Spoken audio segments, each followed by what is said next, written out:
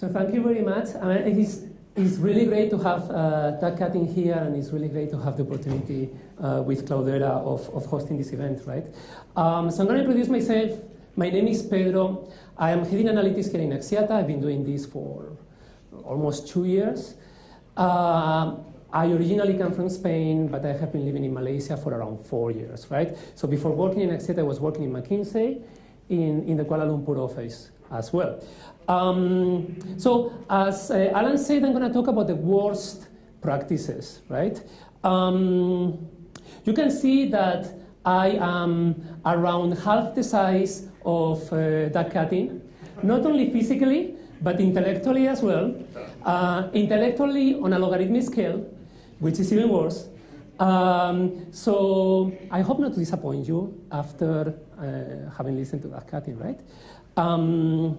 Very good. So this is an external presentation, right? So there are people here from a lot of companies. So who is here from Axiata? Raise your hand. From Celcom? Okay. We have people from Telecom Malaysia as well. So who is here from Telecom Malaysia? Only one? No, but there were many people registered for Telecom Malaysia. Okay, very good. Who is here from Digi? These people from Digi. Okay, good. And who is here from Maxis? Very good. And Maybank?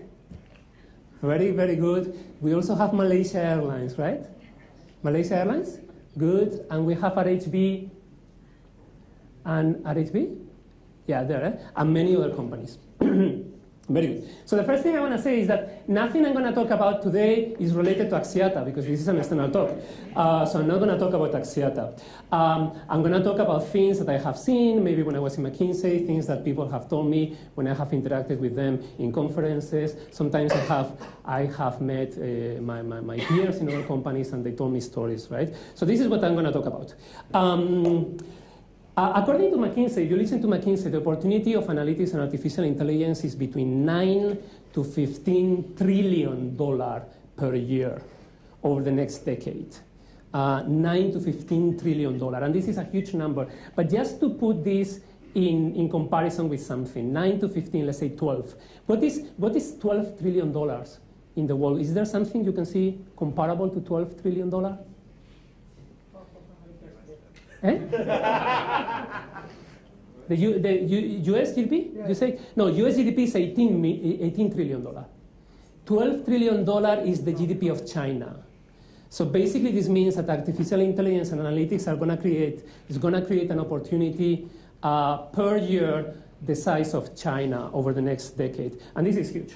However, when you look at people, when you look at your companies, when you look at people in the street, when you look at yourselves, you say, well, it doesn't look like I am creating value the size of China every year, right? So it looks like people are finding difficulties delivering this value. And this is what I'm going to talk about. I'm going to talk about the different ways you can fail.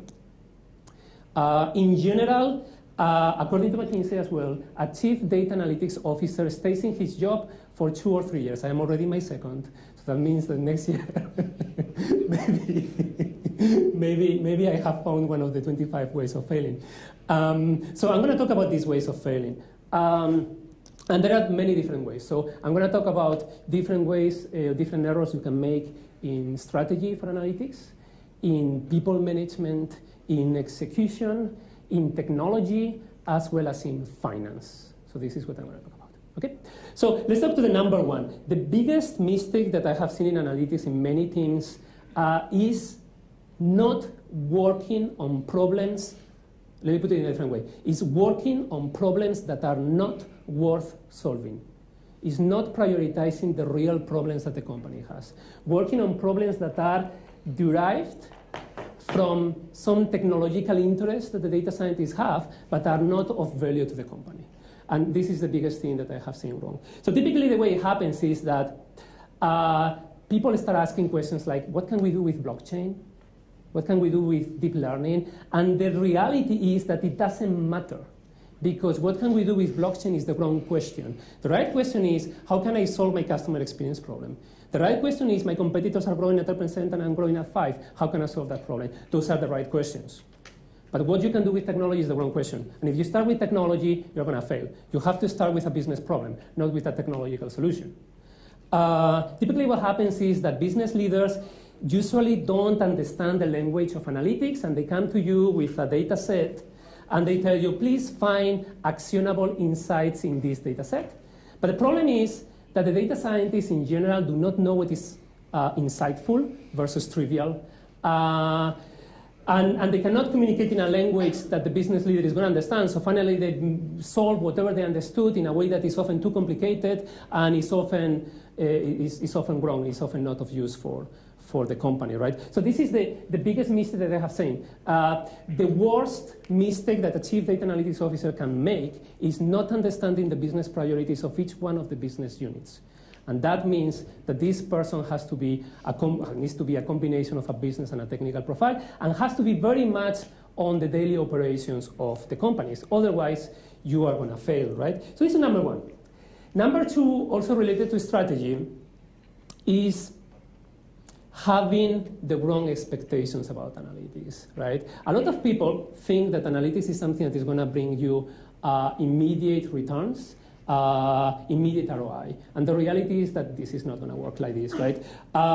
Maybe 20 years ago, you were working on an Excel model in the 2000s or late 90s. You were working on an Excel model, and you were able to implement some insights derived from that Excel model that brought you a huge amount of value. But as data becomes more complex, as opportunities become more complex, you are not going to be able to do it with an Excel file. And I am the happiest person in the world when I can solve a problem with an Excel file only. It's just that analytics requires a lot of time. It's a midterm solution. You need to plug data into the systems, then you need to have a high investment in OPEX, which is people, and in CAPEX, which is systems in general. And there is no Shangri-La storytelling. You are going to have midterm returns, and it's not going to be immediately, right? When it comes to revenue increase, probably it's going to take longer. When it comes to cost cutting through analytics, probably it's going to be shorter, but it's not immediate. So this is the second thing that I have seen. Number three is relying solely on vendors when it comes to modeling. And this is something that I have seen again and again. And I was working in one of those vendors, that is McKinsey, right? So typically the way it happens is this. You're a business leader in a company and you want to implement some analytical models, so you hire a consultant to do that. But you tell him, okay, I want you to implement this, churn, cross-selling, upselling, whatever. And you tell him, but at the same time, I want you to develop my people. The consultant says, no problem, yeah, I will develop your people. I will do it in a way that I involve your people and they will learn. But typically what happens is that the consultant oversells the project, and then one day you go to him and you tell him, if you don't bring me value in the next month, I will stop your contract. And that day, capability development dies, because the consultant is not going to focus on that anymore. I think outsourcing data engineering to third parties is kind of okay. I could live with that, but I would never outsource modeling to third parties, honestly. The analytical models that you are building are the brain of the company. How are you going to outsource your brain, right? I would be very selective getting help from consultants. So, because capability building through consulting is something that involves a lot of misaligned incentives. It's very difficult to work, right? So this is number three. Number four, not prioritizing. Yeah, this is very typical. So basically you have 5 fingers, right, in your hand, and that basically means that you need to have 5 priorities. If you have many more than 5 priorities, probably there are going to be too many. If you have less than 5, probably you didn't think enough. And this is so simple, but a lot of people don't get it. If you are not able to spell out your priorities by heart, because there are so many, you are never going to succeed. You are never going to be focused, right? And typically this is what happens. So I have a friend who was heading analytics in a very famous company that unfortunately closed down. And he had to look for a job, and then he started interviewing, and he was asking, what are your priorities? And a lot of companies say, well, upselling, cross-selling, what everybody says. That basically means that they have not thought about it, right? So you can have around 5, maybe you can have 5 and a few fingers from the other hand, but having too many means that you are not going to focus, and it means that you're going to fail. Saying yes to random requests. This is number 6. It happens all the time. You get hired as head of analytics, and you have some vision about driving a transformational program and all that. But initially what is going to happen is that most likely you are going to be attending random requests like glamorous visualizations, reports for very narrowly defined projects that finally end up in analysis paralysis, and nobody's ever going to make a decision.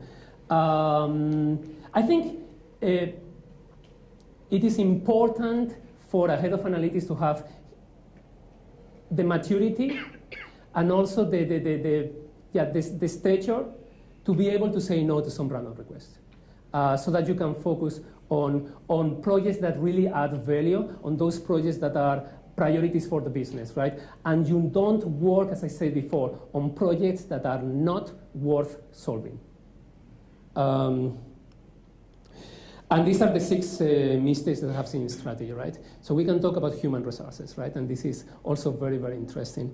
The typical question that I get from people internally, externally, is how should I organize analytics? That it has to be centralized or decentralized? This is the typical question, right? I would say that this is a mistake initially to let too many analytics teams flourish in each one of the departments of your company. So you have an analytics team for procurement, another analytics team for marketing, another one for whatever you want. I would say it's a mistake. I would say analytics needs to keep a balance between centralization and decentralization. But being completely decentralized is a mistake. And let me explain what I mean. Analytics needs to be balanced because learning is done best in a centralized way. You learn better when you are together, and execution is done best in a decentralized way. When you have different people in different departments driving the same thing, it's easier to execute something. And you need to keep this balance. If you think about self-driving cars, all the machine learning of the cars, how they learn, how the algorithm gets improved is centralized. However, the driving decisions are made in a completely decentralized way. Each car is decided on its own. And with people, it's the same, right? So there are many models that are more or less centralized or decentralized, so you can have people in different, a mini analytics team in different departments. I think it's wrong. You can have a completely centralized team that is sitting in one of the departments. That could work. You can have a center of excellence, which is somewhere in the middle, or you can have a consulting approach. I would say that the center of excellence or the consulting approach are typically not that bad. What is wrong is to start with multiple analytics teams in each department. And there is one fundamental reason for that. And the fundamental reason is that the value of data increases with the variety of the data that you are having. If you are doing marketing analytics, you probably are not going to go that far. But if you are able to merge those, the marketing data with, for example, telecom network data, you will be able to make models and extract insights that are much more interesting than if you are doing it in an isolated way. So that's why I'm saying that total decentralization is probably not the best way. And then the question is, okay, so you are saying that total decentralization is probably not the best way to start, and I think it's not. I think it's probably as you are becoming more mature, you are becoming more decentralized, but to start with is not the right way. So the question is, okay, you are going to be more or less centralized, so where should you sit? Where should your analytics department should sit? And here I see again and again, many times companies structure their analytics team reporting to a function that does not drive business operations on a daily basis. And I think it's wrong. I think the power of analytics comes when it is coupled with daily operations. And those operations can be marketing. I think it's the wrong thing to sit analytics under IT. I think it is the wrong thing to sit analytics under finance. I think it's the wrong thing to put analytics under strategy. I think analytics has to be on operational functions, ideally on that function that is the most important for the particular industry where you are. It could be marketing, it could be logistics, it could be network operations, it could be whatever it is in your industry, but I think it has to be organizationally coupled with daily operations. Otherwise you are going to do theoretical exercises.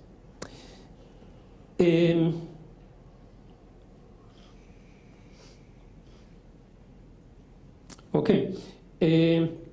Another question comes about the head of analytics, the chief data analytics officer, right? So how should this person be? Typically, I see two kinds of problems. I see sometimes some heads of analytics that are absolutely technical, and I have seen it in Thailand, in some banks, et cetera, like you hire a PhD, super specialized PhD to be head of analytics. And I have seen some cases in which you have a head of analytics that is totally non-technical. Both of them are wrong, and I think these are two ways of failing.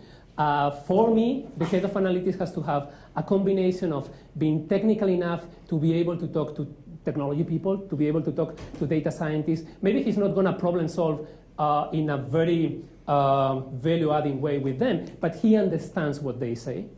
And at the same time, this person is able to talk to the CEO, right? So this is very, very important. Having a head of analytics that is able to go to talk to everybody in the organization, from a technical person to a CEO. This is fundamental. And the reason is this. If you want to increase the scope of analytics, if you want to increase the reach of analytics, you need to have somebody who is able to be elevated at a level that he can talk to the CEO, right? If the person is very technical, it's unlikely to increase the scope of analytics to the whole organization.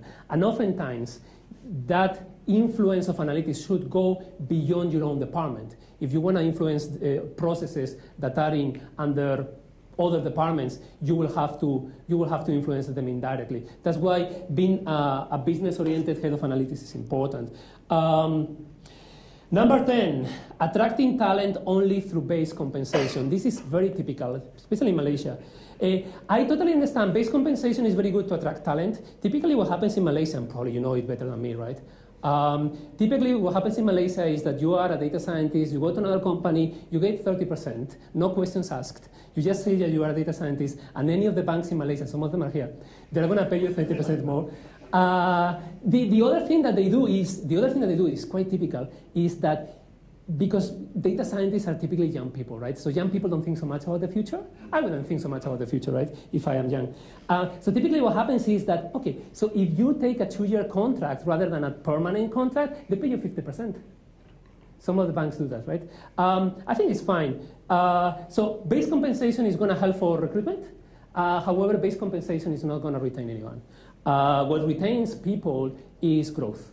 And that growth can be economical, can be professional, or can be personal growth, right? So what I see as a best practice is to link compensation with some growth in an organization in a way that is probably higher than the growth than other people, because you want to retain and attract data scientists.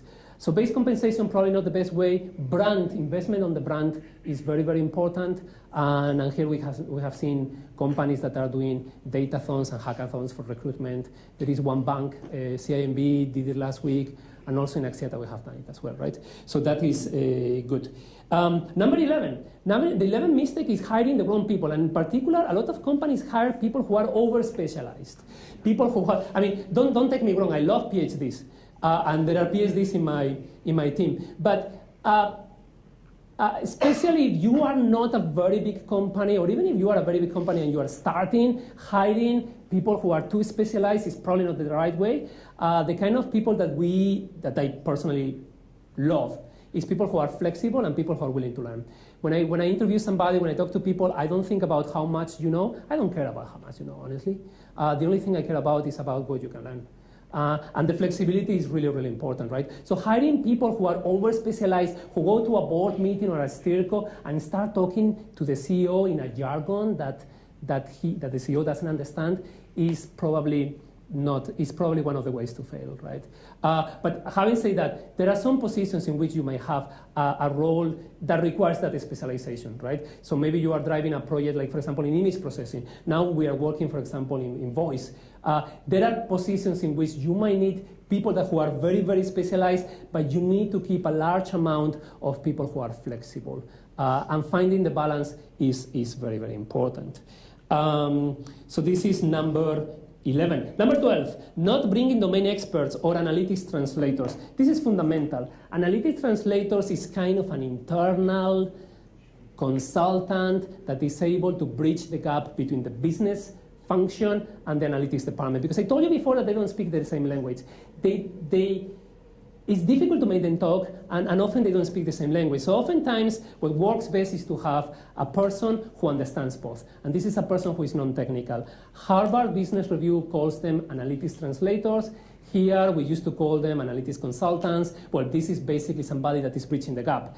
Is making sure that the project runs end to end, from understanding the requirements, from talking to the stakeholders, from making sure that the solutions we are giving are practical and implementable and really solve business problems. This role is fundamental.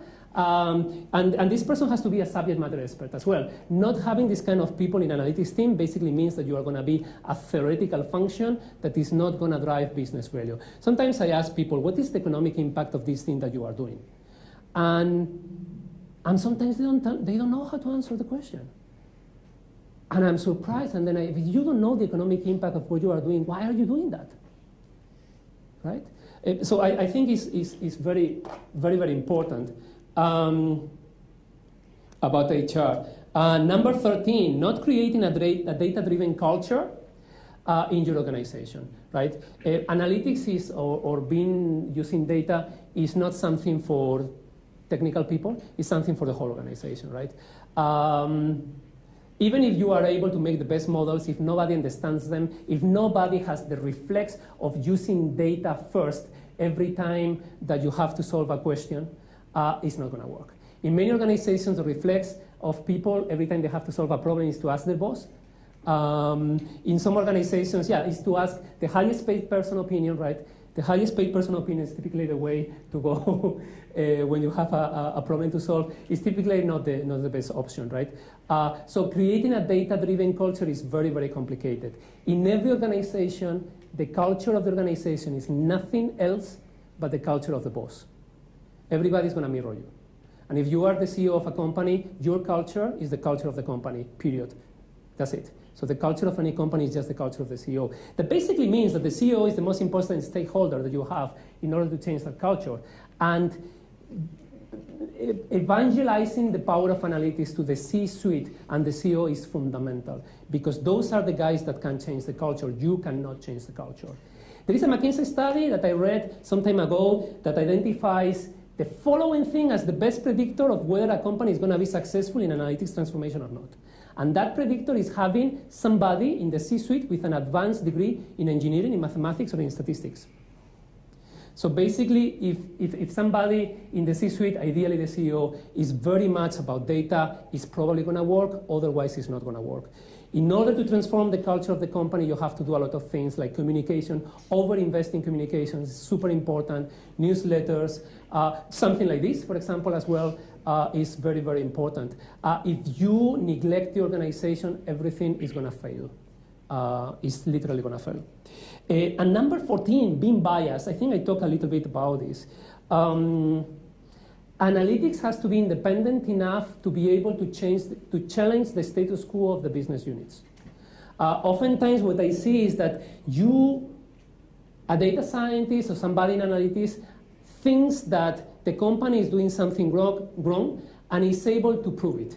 Is able to say, we are investing in this part of the country and it's useless. Is able to say, we are doing the wrong campaigns. Is able to say, we are doing the wrong things here and there. And they don't say it, because they are biased, because sometimes, and I think here the maturity of the chief data analytics officer is important. So being independent and being biased and not just complying with the status quo is very, very important, and it's something that I have seen a few times. So we go to execution, right? In execution, we have 5 ways of failing. Number 1, not embedding analytics in day-to-day operational workflows. This is very important. So I was saying before, analytics is your brain. But it doesn't matter how much you think. If you are not able to embed the decisions of your analytical models in daily operations, you're not going to walk. So even if your brain is saying you have to walk, you have to catch that rabbit. If it is not connected to your legs, it's not going to work, right? So embedding analytics in operational processes is fundamental. This basically means bridging the gap between people and technology. And these operational processes is probably the process that determines how campaigns are defined. This is the process that determines how a client of a bank, gets an approval or a rejection on a loan. This is the process that defines how you invest in CAPEX. This is the process that defines a lot of these things. This is the process that defines, for example, how you allocate your performance appraisals, right? And these kind of things.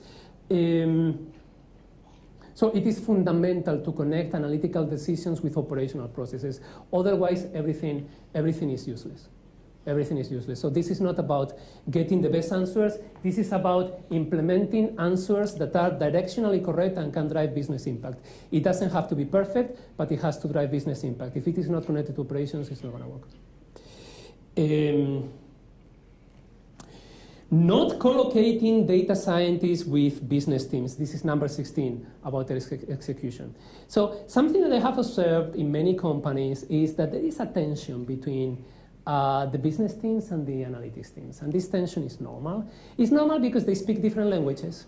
It's normal because they have different focuses. It's normal because they typically don't understand each other. So they have a resistance to talk to each other. Basically means that if they are not sitting together, they are never going to talk to each other. And what is really important is that it doesn't matter how your organization is, whether all your data scientists or data engineers are reporting to the same person. If somebody is working with marketing, just make him sit with marketing. If somebody is working with procurement, make him sit with procurement. They don't have to sit in the same, in your department's floor. So it is fundamental that people, data scientists, are co-located with those teams that they are serving. Otherwise, probably things are not going to work.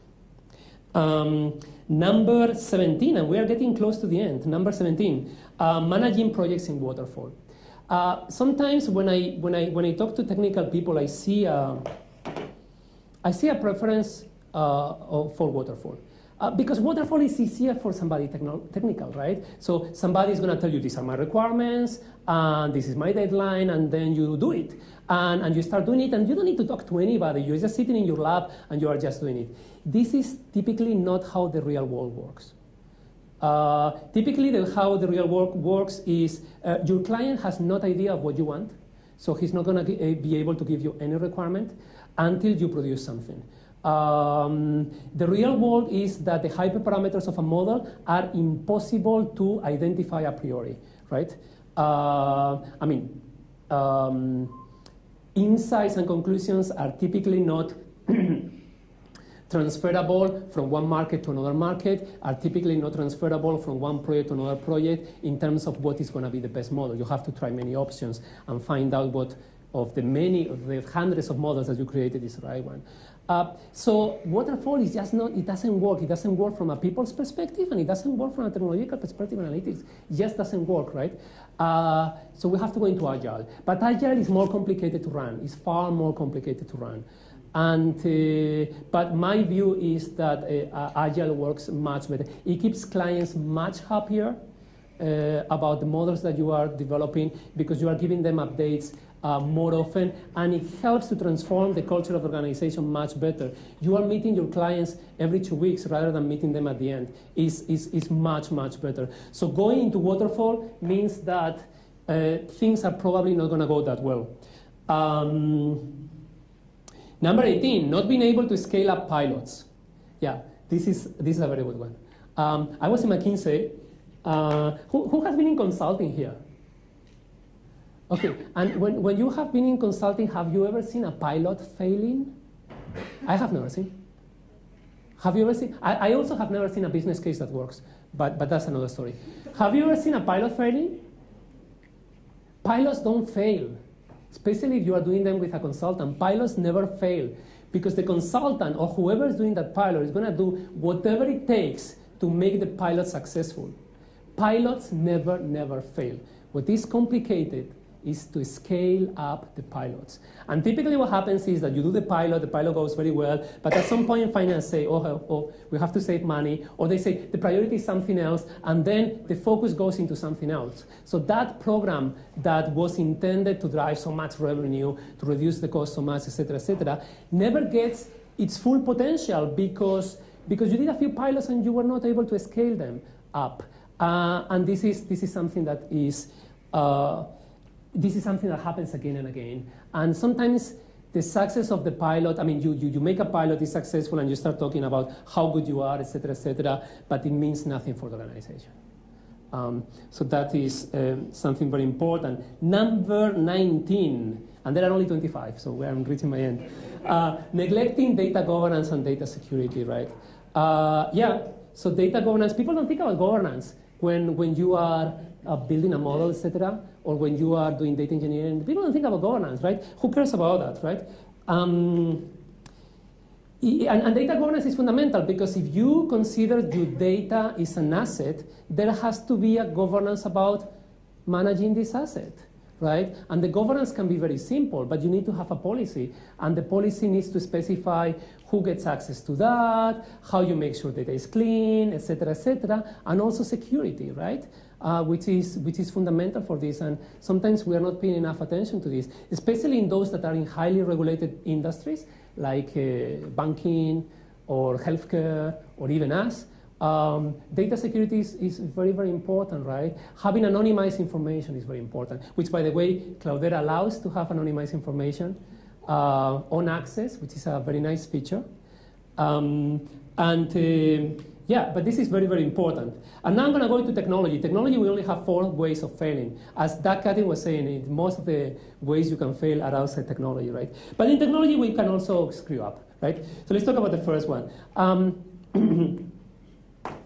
Sometimes I see people saying, hey, do I have to prepare my data engineering platform before making models, or I start making models and then I think about my platform, or you see what I mean? So I start making models quick and dirty, and then I will see how I get my platform, because anyway I have to talk to finance, and they are likely not to give me CAPEX. Or I just invest in a very nice system where I'm going to put millions of dollars, and then I will think about the models. Both of them are wrong. You have to do it in parallel. So you have to refine, and we come again to agile and iterative working, right? So you have to define probably a number of pilots where you're going to choose some use cases, and you are deploying the infrastructure for that, and then you will grow it, and you will grow that, and you will grow that, and you will grow that. Obviously, if your data is trash, you're going to get trash as an output, but the way of doing it is doing it in parallel. So you don't wait for your infrastructure to be finished in order to start getting value from your data. But at the same time, you have to pay attention to clean your data. Number 21, not using the right tools. I have seen, for example, when we did our datathon, some of the participants in the datathon were using a lot of proprietary tools for analytics. And there are so many open source tools, and even, I mean, there are some, Cloudera is a distribution of one of these tools, but from my point of view, there is no reason to start to use proprietary tools for analytics. There are open source languages, Python, R. There are so many tools that are not proprietary that you can find a lot of information on the web. And now we're starting to have cloud as well. I think cloud is good, especially for some digital companies that are digitally native. I think that can work very well. But I see a lot of legacy, and I think it's not the right way. The right way is not to keep that legacy. Having data silos. I was talking before about having a more or less centralized organization initially, and I totally agree. That initial centralization has to expand to the whole organization, so you're going to let them go. That's totally fine, but you have to start with a scope that is clear. The same thing for data. I believe in only one data silo. Why do you need to have multiple data silos in the organization? Most big companies have multiple data silos. So you have Department A with a data silo, Department B with another data silo. But the value of data comes from connecting all these. And then you ask them for permission, they tell you, no, but this is so confidential that I can not give it to you. I believe in only one data silo. There has to be one data silo. This data silo has to include all internal and external information. What happens in some companies is that they buy a solution, like a GIS solution, or they buy something that comes with data. And they don't integrate this external data into the data silo, into the data platform. But that external data has an amazing opportunity, right? Because internal data is something that data scientists and business people have been confronted with for decades. In telco, I mean, We have been using data for decades. In banking, probably for more time, right? Internal data is not going to change the business. It's just not going to change the business. The only data that can change the business is external data, because external data is data you have not seen before. And that's very important. So if you want to fundamentally change the operations of your business, if you want to fundamentally get into new areas, you need to get external data, and there are many sources. All those sources should go to the same data silo, because otherwise they will only be used by one department. There is social media, there is network benchmarking, there are maps, there is web scraping. There are so many ways of getting external data, sometimes paying, sometimes for free. I shouldn't say that. Not automating analytics with AI. A lot of people are afraid of, is AI going to take all the jobs? And yeah, I don't think that's going to happen, but what I do think is that the AI can be an extremely smart assistant for data scientists. I met the head of a very famous telecom company in Europe some time ago, and he told me that everything he did was automated. He didn't want to do anything manual because he knew that it would not be scalable. AI can be used for creating hundreds or thousands of variations of a model. AI can be used to automate feature prioritization. AI can be used to identify the obsolescence of models in an automatic way. So you can use a lot of automation in data science and analytics, and I think most companies are not doing enough in this. But I don't think AI is going to replace the job of data scientists or data engineers. I think that what is going to happen is the same thing we saw in software. Probably, I mean, you are maybe too young for that, but long time ago, people were programming in assembly, then C and C++ came, and all these languages, so we had higher and higher level languages in programming. The same thing is going to happen with analytics, right? So a lot of things are going to get automated, and I think it's a very good thing. So let's go to the end of this. We're going to go to finance. Finance is the most important part of any company, right? And there are two things here. Number one, I see companies not allocating budget, and I see companies allocating too much budget.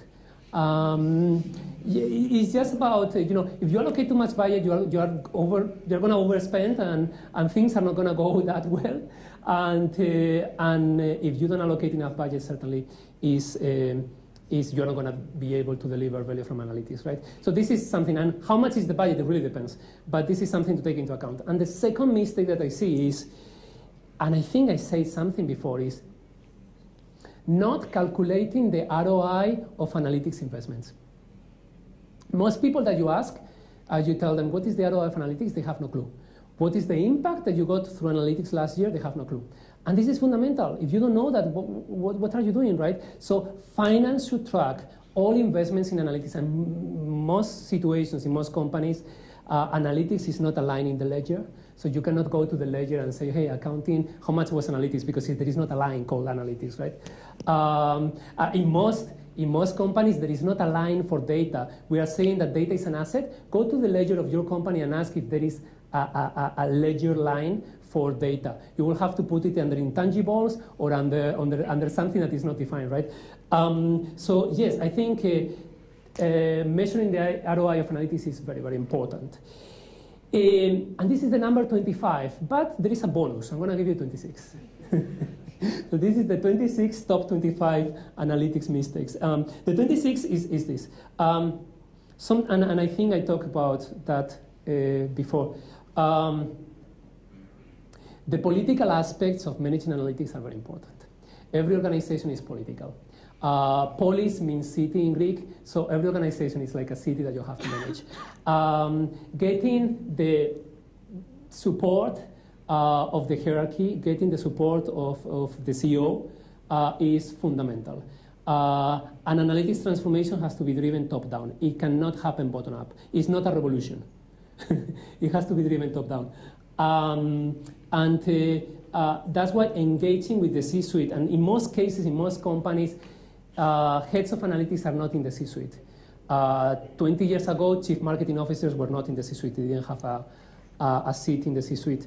10 10 years ago, chief digital officers were not sitting in the C-suite, right? And today, at least in Malaysia, chief data officers are not sitting in the C-suite. But it's very important to engage them, otherwise your transformation is not going to work, because you are going to hit so many roadblocks. And this is something very, very important, right? The support has to come from the top. And you need to build a coalition of equals between the business leaders, IT, we didn't talk much about IT, IT and analytics. And this is a coalition of equals. Driving value from analytics require these three parts.